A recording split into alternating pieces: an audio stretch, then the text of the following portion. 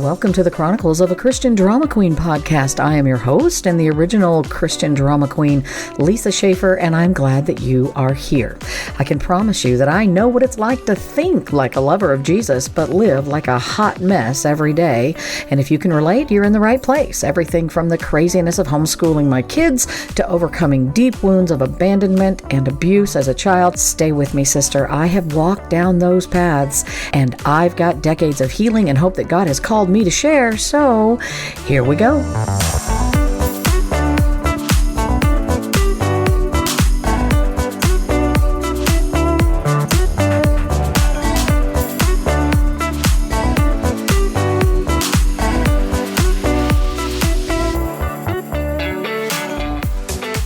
Well, just quickly want to welcome everybody to the program today. I'm really kind of having a bit of a struggle today as I deal with just the issues of life. And I don't have a whole lot of time to record today, but I do have a topic that I think a lot of my fellow Christian drama queen friends can probably relate to.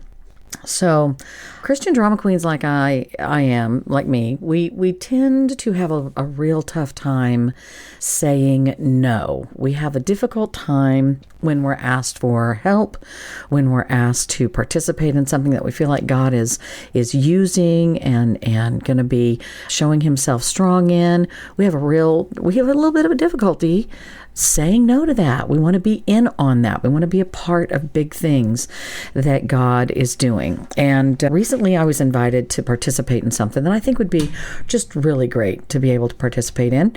I feel like God is going to be in it. I feel like he's doing something fun with it. And I feel like other people are going to be ministered to and just really touched by what God decides to do with this project. And so I initially said, yes, I'd love to participate. And was making plans to do so, had made arrangements for people to participate with me, and it was on the calendar, and things were moving forward. And then stuff happened, just like most of my life. And I talk about this in my Bible study, Discarded, the journey of a discarded daughter. When I have a tendency to really feel like it's my responsibility to put out everybody else's fire. I have always been like that. I think it was in an effort to gain the love of people in my life, like my husband and my children and some extended family and certainly friends.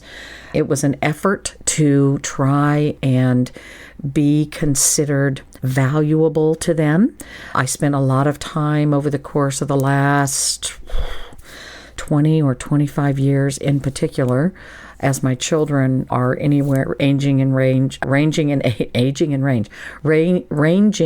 age from 25 to 32 right now. Spent many of my years as a parent not disciplining them properly, not acting like a parent. I was so concerned I was going to let them down or they would not love me if I didn't give them what they wanted. Believe me, that's real poor parenting skills there. And I think even if you were to ask them today, and because we've talked about this, all of us, I think they would say to you, you didn't do anything, you didn't do me well by never saying no, or by trying to say no and then backing down every time I either bartered my way out of my punishment or tried to cut a deal with you to exchange the punishment you laid down for something I felt more like I could, they would try to buy me off. I've always been a people pleaser. I have always been a people pleaser. So when this project came up and the opportunity was here, and it was something that I loved doing because it had to do with broadcasting, I bit off more than I could chew.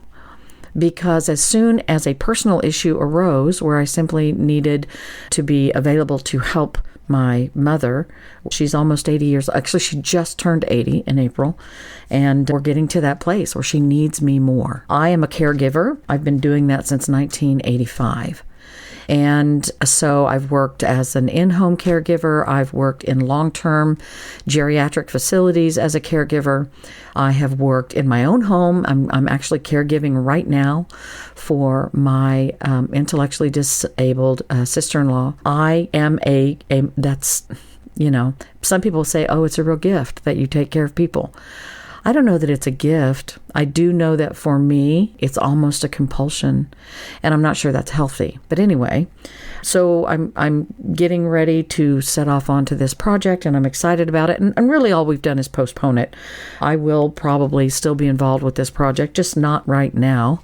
And so I'm disappointed about that. And so I've contacted everybody that's going to be working with me to participate and all that. And we're postponing it because my life is as hectic as it is. I don't know that people would see that busyness. I said before on my last podcast, I love to be busy. I love to have things to do, especially things that I love to do. I love the writing time when I get to spend time writing. I love the radio time, the podcasting time. I love editing my Bible study. Right now I'm editing it down into 3 different sections so it can be offered as a course.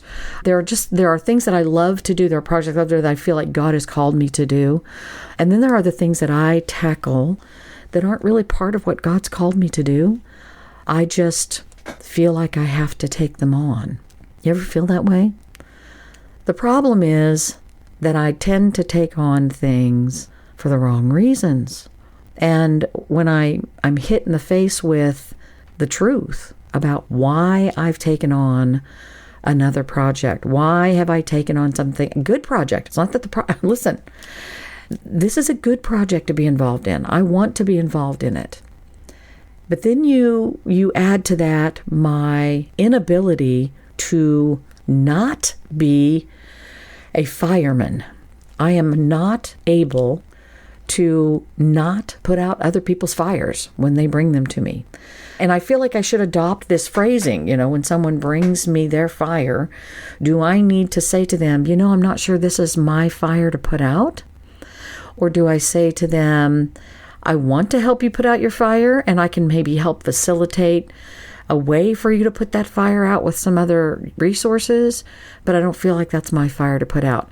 When it comes to my children, even though they're adults, when it comes to their families, when it comes to their situations, their issues, and other people in my life as well, not just the kids. I'm not blaming the kids. Don't pick that up. That's not what I'm putting down. But because of my years and years of not being able to say no, because I was so afraid of losing their love. First of all, so let's back up a little bit. All 3 of my children are adopted. They all know they're adopted. We've all known the whole time we've had them, they're adopted. They were infants when we adopted them, so I've been their mother their whole life. And there's something about, and maybe biological parents feel this way as well. I don't know. I'm only speaking for me. I tell you guys this all the time. I'm just telling you my own story. This is my own journey. This is the chronicles of this Christian drama queen. And in my own journey, even after God facilitated their adoptions and placed them in our homes, I have still felt as if I did not deserve to be their mother. Maybe God made a mistake. Maybe he didn't really intend for them to be here in my home and to be my children, because I'm not good enough to be their mother. I mean, obviously, I'm not good enough to be a biological mother. I've never given birth. I've never been pregnant. And I used my discarded daughter mentality that you're not good enough to have a father, you're not good enough to do this or do that or be this or be that. And I've been applying that to my life as long as I can remember and struggled with it. The Lord and I have talked about it aplenty. I still fight the desire to think I deserve God's blessing. Do you do that? Do you fight the desire? Do you fight the belief that you have been chosen by God to be blessed because you don't deserve it. Listen, guys, that's the whole point of grace. I didn't deserve these beautiful children in my life. I didn't earn them. I didn't do anything to earn them. I lived like a discarded harlot looking for love in all the wrong places for so many years that I've continued to carry, even though I've released this guilt to God and asked for forgiveness. I continue to carry it into my life as a wife and a mother. I don't deserve to be blessed. I don't deserve it. Now, you're right. God's grace and mercy we don't deserve. We're really just chosen by Him to receive it. It is that great. I mean, it is that good. The blessing of God in our lives to be saved and chosen to be saved because He loves us unconditionally and we don't deserve that. I mean, there's a fine line here. Because there's a fine line between accepting God's goodness, His blessing, His grace and mercy in your life through no work that you can do. This is all His work. You're simply acknowledging your need and asking Him for that goodness, that redemption, that salvation, that grace and mercy. Okay?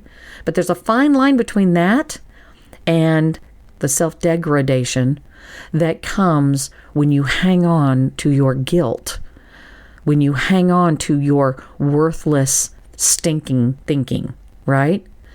And so for me, in this most recent situation where I've had this project I want to dive into, but these little personal fires come along that I feel like I've got to put out that aren't really mine, I have to sit before God and say, number one, Lord, please don't let me step in to a position of taking over someone else's fire when you're the one who needs to put it out. When you're the one they need to see providing and blessing and doing for them. They don't need to see me do that. They need to see you do that. Lord, don't let me step in where I shouldn't be. The next part of the solution is to get with God and make sure that whatever assignment He has given me, I am responding to it for the right reasons. I am responding to the opportunity He's given me because it's a godly assignment. Not part of I got to work for my love. I got to work to be blessed. I got to work to be accepted. I've got to work my way into their hearts so they'll love me mindset, because none of that is from Him. Okay? So your solution is to get before Him and ask Him, I don't want to get in the way. The solution is to get before Him and say, okay, if you've called me to this, am I going to respond for the right reasons? And I'll be honest with you, this most recent project, there's a little bit of pride involved in that. I was stepping into that project because I was real proud of the things people were saying to me about being involved and about participating in the project. I'm just being real with you. I'm just being honest with you, okay? Pride cometh before destruction, and having to face the fact that maybe I was joining in not because it was a calling, but because it made me feel really good to be wanted. That's just being honest. And so for all my other Christian drama queen friends out there, listen, you got to be honest. You got to be honest. You got to be real with yourself. You got to be real with God. And you got to be honest about the relationships you're in and whether or not you're doing in those relationships for the right reasons. Is it ministry? Is it selfishness? Is it just a work mentality? I got to work to be loved, which is common for discarded daughters who are looking for acceptance in so many things. It's possible. It's possible. Keep that in mind the next time you get approached with a project or maybe the opportunity to put out someone else's fire, right? That's going to do it for me today, guys. Thanks for joining me here on the Chronicles of the Christian Drama Queen podcast. You can find me at christiandramaqueen.com. You can email me at lisa@christiandramaqueen.com. And you can find my Bible study, Discarded, The Daughter's Journey to Reclaim Freedom and Forgive the Father Who Left Her Behind. It's available on Amazon, as well as the Undated Planner that goes with it. And you can also just email me, Lisa@ChristianDramaQueen.com. We can talk more about getting one of those to you. Come back and see me again next week, guys. And listen, share me with your friends. You know I love you.